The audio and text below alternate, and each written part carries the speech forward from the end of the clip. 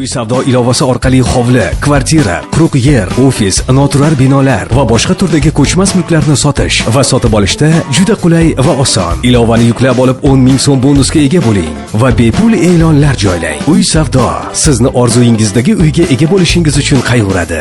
uysavdo.com bilan yangi hayot sari.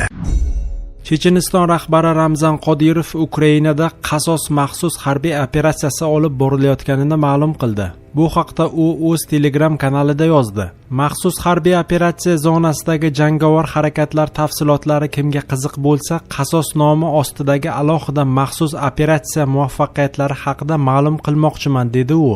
Checheniston rahbari so'zlariga ko'ra 25-27 oktyabr kunlari Nikolayev Krivoy Rog yo'nalishida ushbu operatsiya ishtirokchilari o't ochib zarba beruvchi vositalar orqali 657 nafar jangchini yo'q qilib, yana 300 kishini yaralagan. Shuningdek, 40 ta maxsus harbiy texnika yo'q qilingan. Ukrainaning Solidar shahri yo'nalishida Ahmad otryadi jangchilari bir kunda 4 ta tank, 5 ta jangovar piyodalar mashinasi, 1 ta zirhli mashina va 4 ta pikapni yo'q qilgan. 95 nafar iblis izdoshlari va 2 ta mustahkamlangan pozitsiyalar minomyotlar yordamida yo'q qilindi. Bu faqat dastlabki va juda qisqa ma'lumotlar xolos, deb yozdi Qodirov. Uning aytishicha, endi Ukraina qurolli kuchlari qarshi hujum kayfiyatida emas. Rossiya qo'shinlari esa dushmanning yangi hududlarini qamrab olmoqda. Avvalroq Ramzan Qodirov Xerson viloyatidagi chechen bo'linmalaridan birining 23 jangchisi halok bo'lgani haqida xabar bergandi. Yana 58 kishi yaralangan, dedi Checheniston rahbari. Uning so'zlariga ko'ra, o'sha jangda 70 nafar Ukraina askarlari ham halok bo'lgan. Rossiya yaqinda yangi safarbarlik to'lqiniga muhtoj bo'lishi mumkin. Ukraina prezidenti Vladimir Zelenskiy o'zining xalqqa murojaatida boshqa narsalar qatorida Rossiya rasmiylarining safarbarlik tugashi haqidagi bayonotlariga izoh berdi.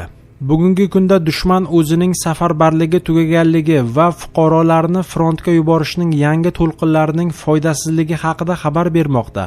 Biz esa frontda butunlay boshqacha narsani ko'rmoqdamiz. Garchi Rossiya safarbarlik qilinganlardan foydalangan holda bizning pozitsiyalarimizga bosimni kuchaytirishga harakat qilsa ham, ular yetarlicha tayyorgarlikka ega emas va yaxshi qurollanmagan. Qo'mondonlari tomonidan qo'pollik bilan boshqarilgan. Bu esa Rossiyaga yaqinda odamlarni urushga yuborishning yangi to'lqiniga muhtoj bo'lishi mumkinligini ko'rsatadi. Biz Rossiyaning hozirgi rahbariyati urushni davom ettirish uchun yangi imkoniyatlar izlashiga tayyorgarlik ko'rmoqdamiz. Jumladan uning Erondan olayotgan yordamlariga ham, deydi o'z murojaatida Vladimir Zelenskiy.